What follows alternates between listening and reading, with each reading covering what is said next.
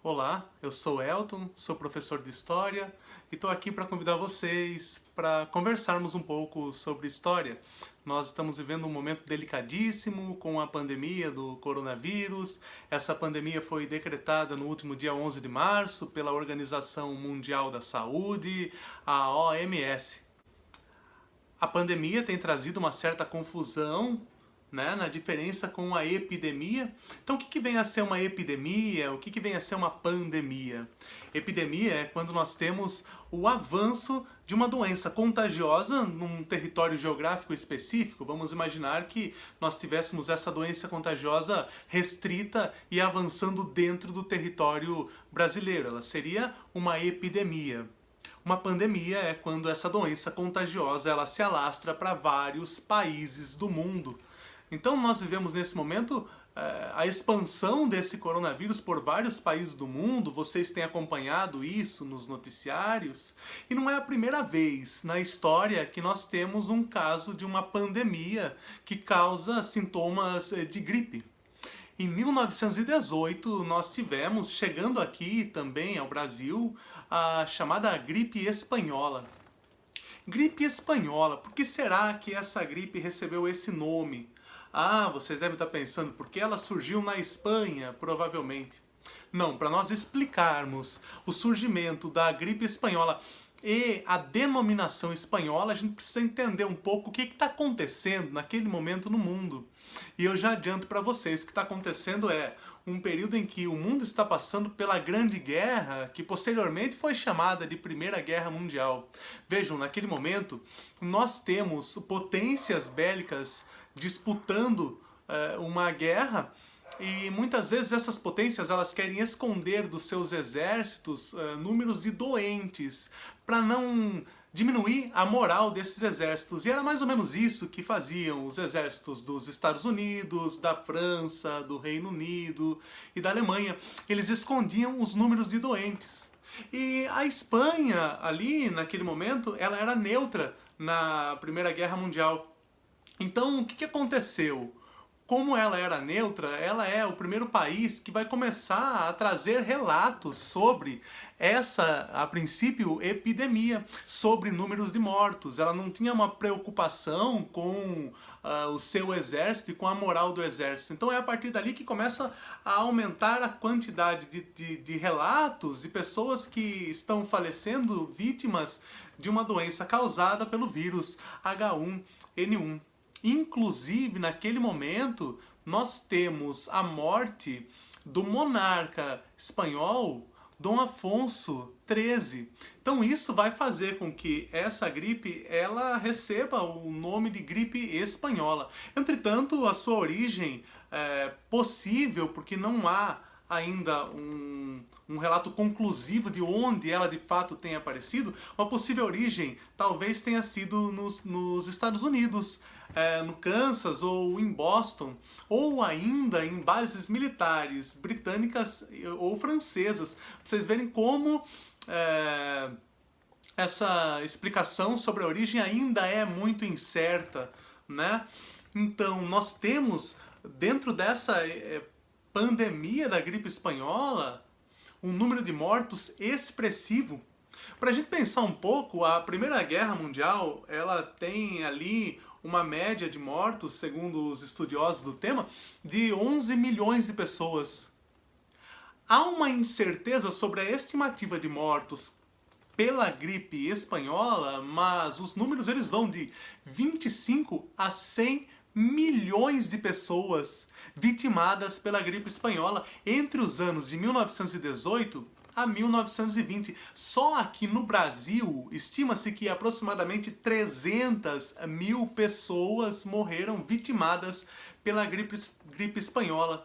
Mas como é que essa gripe chegou ao Brasil, afinal de contas? O Brasil estava lá na frente de batalha da Primeira Guerra Mundial, estava disputando e aí os soldados foram infectados e quando voltaram para casa trouxeram o vírus H1N1? Não.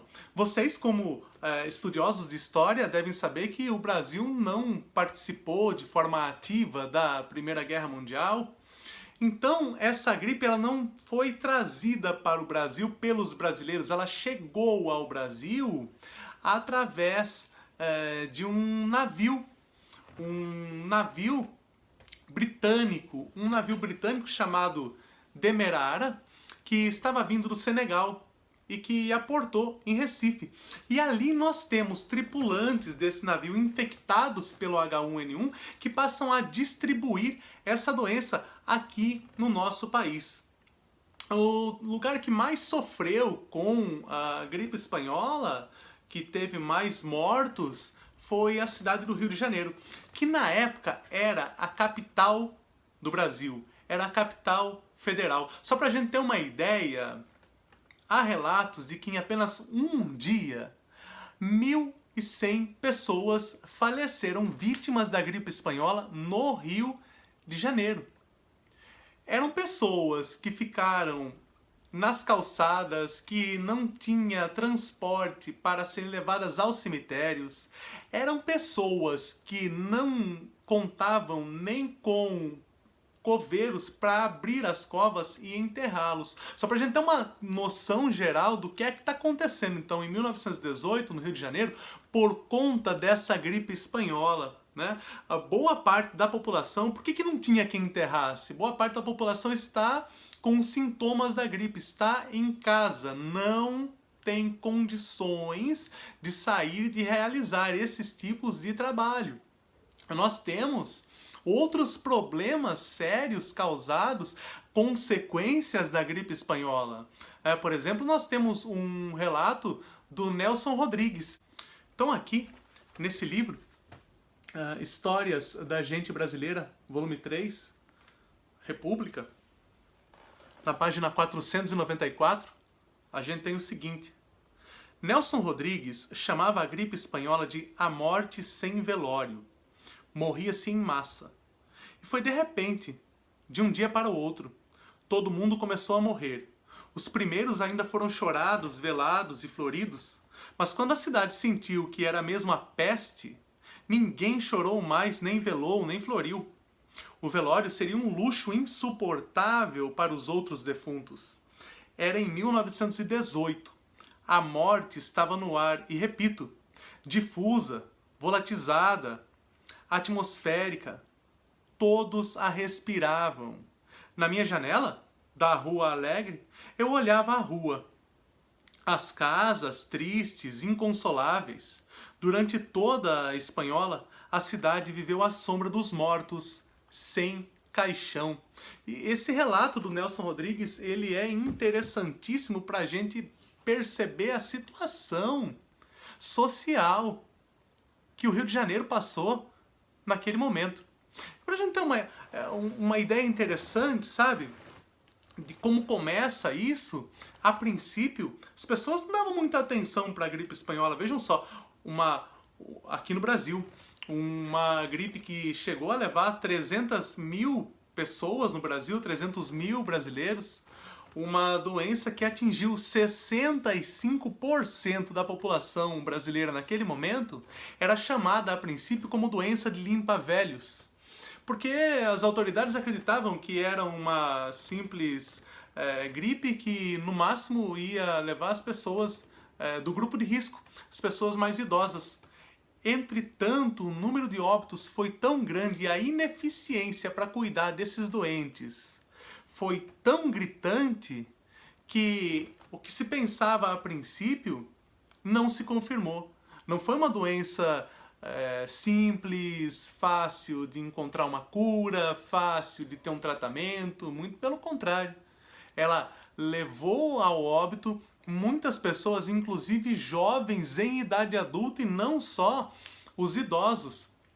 E a situação da saúde no Brasil era tão precária.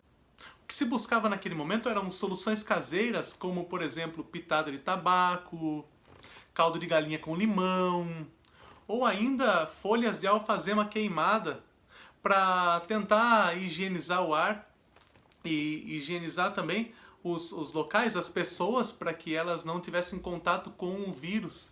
O governo chegou a distribuir sal de quinino. Nenhuma dessas ações, dessas soluções caseiras, foi capaz de conter o avanço da gripe espanhola. Então, qual foi a grande decisão do governo naquele momento? Censurar a imprensa.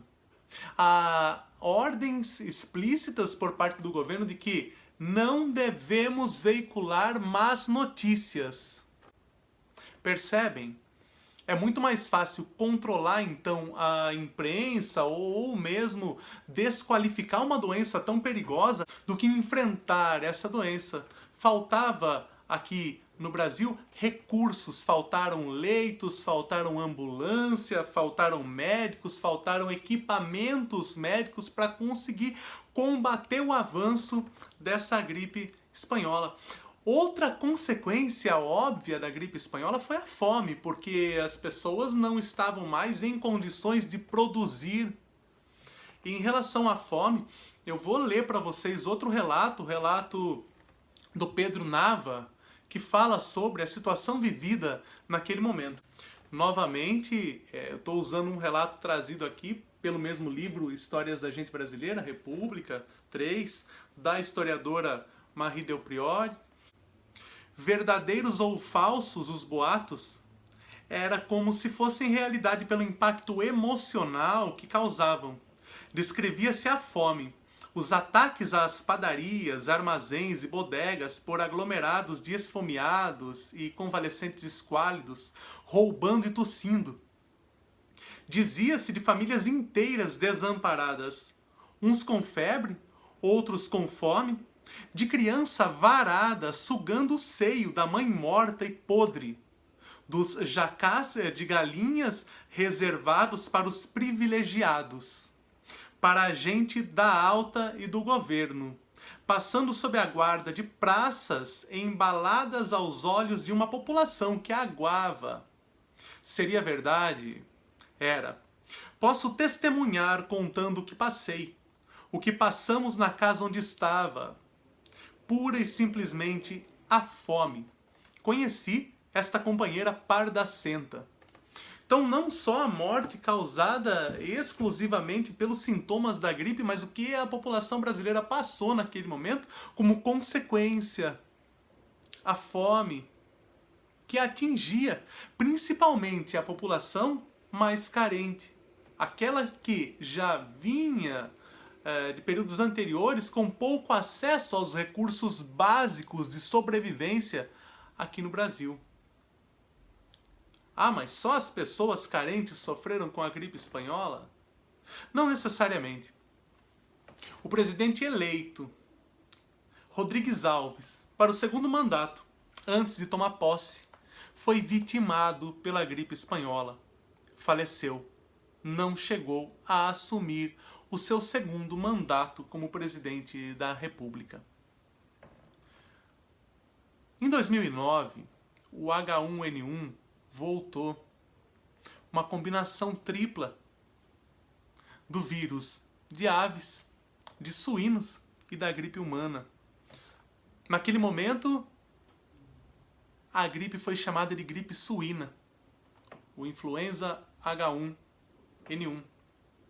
Em 2009, entre 2009 e 2010, os números também não são muito conclusivos.